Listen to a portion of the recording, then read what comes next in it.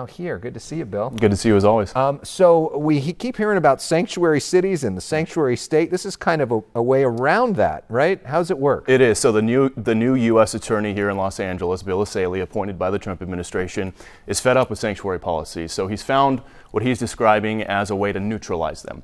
So what he's doing is he started this new task force last week. It's called Operation Guardian Angel. He has a bunch of guys from HSI, ICE, ATF, FBI, and DEA in this office in downtown LA. And what they're doing is they're scanning criminal databases every day, and they're finding illegal immigrants in local jails here in Southern California who have been previously deported from the United States. Now, why are they doing that?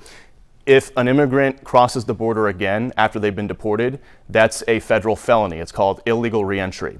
The feds can then prosecute that. So what they do is the second somebody flags in their system that they've been deported before, they put a federal judicial warrant on them immediately. And unlike an ICE detainer, the local jails, even if they're sanctuary, they cannot ignore a federal criminal arrest warrant. So I was with them last week when one of these guys flagged in the system. It was a Mexican national who had just been arrested in El Monte for robbery.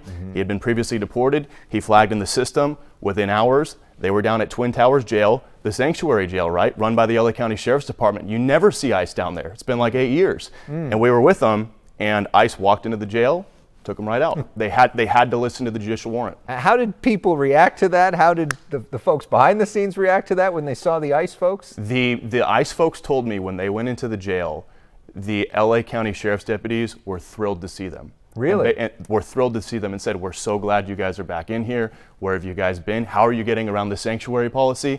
They were excited to see ICE, at least the ones they say they talked to. We haven't seen any fallout with any local politicians yet, but that's probably coming in the coming days. What are the number, what percentage of people would this fall into? So they say there are tens of thousands of previously deported illegal immigrants in Bill Essayli's jurisdiction. That's just in this just in this jurisdiction. Tens of thousands? 7 counties: LA County, Orange Wow. County, Ventura.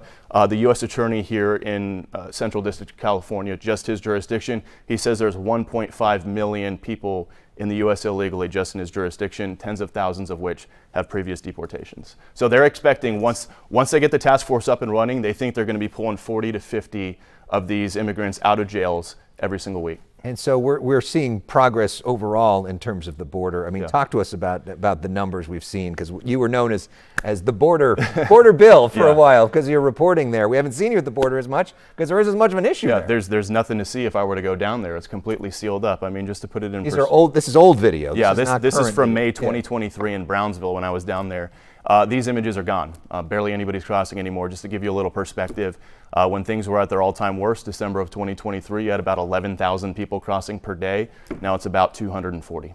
Yeah, and it's a huge drop. That's wild. Yeah. And quickly, this book, Original Sin, which is coming out, which has been being talked about on your network and every network. This news about Antonio Villaraigosa now going after Kamala Harris and going after Javier Becerra. What do you make of that? It seems like the circular firing squad is starting to start here, and I'm sure Villaraigosa has no political ambitions whatsoever in attacking Kamala Harris and Javier Becerra. But look, I think a lot of people knew behind the scenes for a very long time. A lot of that's starting to come out now. I just got the book myself. I'm excited to read it, but it kind of feels like now that the election is over, a lot of the truth is starting to spill out a little bit, right? And it's interesting to have this Democrat on Democrat attack too, and to see where the party, how it polices itself in the years ahead and what it does for her. Obviously, the issue of immigration is going to be a big issue for Kamala Harris if she gets in the governor's race or if she runs for president. She's going to do one of the two. Bill Melugin, thanks for your great reporting. Always good to see you. We're all proud of you here at Fox 11. Miss you guys.